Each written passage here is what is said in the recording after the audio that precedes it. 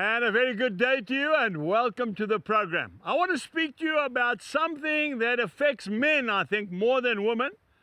Although women are not exempt, but I think it affects men more. And that's one word: pride.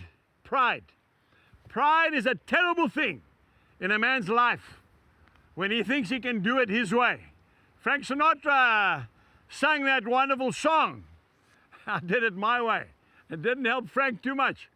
I want to be serious though, folks. If we go to Proverbs chapter 11 and verse 2, Proverbs 11:2, when pride comes, then comes shame, but with the humble is wisdom. Pride always comes before a fall. You've heard that.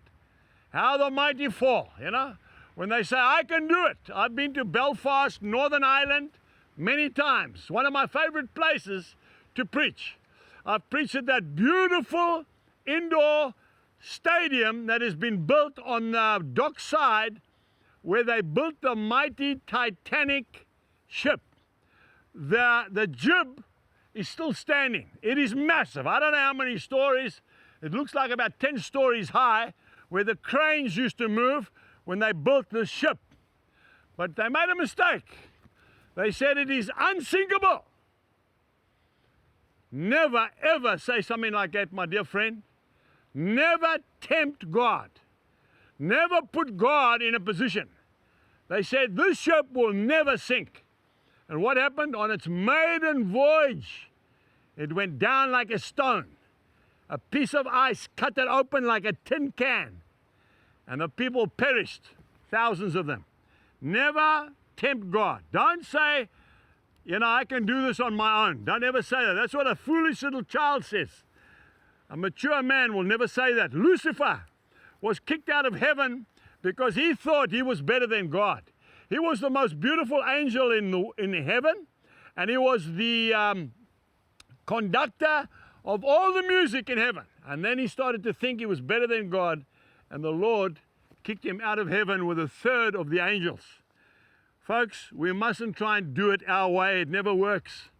You know that old way we were brought up, some of us older guys, stiff upper lip, cowboys don't cry. It's a lot of hogwash. Okay? My dad, I had the privilege of leading him to Jesus. But when we were young, my dad would shake my hand. That's about the closest I got to him, because that's what men did. I want to tell you, I hugged my sons. That's right. I just love to watch the Springboks run off the rugby field, and they are full of blood, sweat, and gore. And to see them run up to their dads and their dads kiss them. That's right, just like Paul says, with a kiss and hug them. Makes me cry.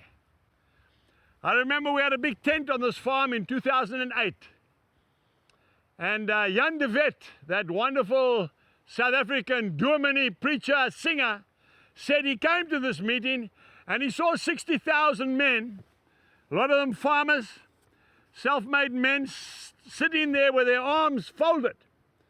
And he said that he was so happy that night he wasn't the preacher, because he didn't know what was going to happen. And then the Holy Spirit visited the tent, as my one cameraman just reminded me before this program. And I tell you what, all of a sudden the arms were unfolded and they went down. And then slowly but surely tears were getting wiped away from the man's eyes. And then we saw their hands raised up in complete surrender to God.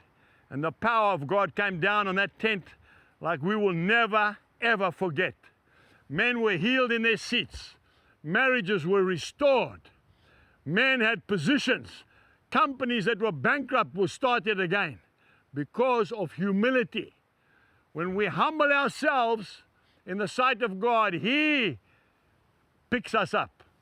Keep humble, and Jesus will use you. Goodbye.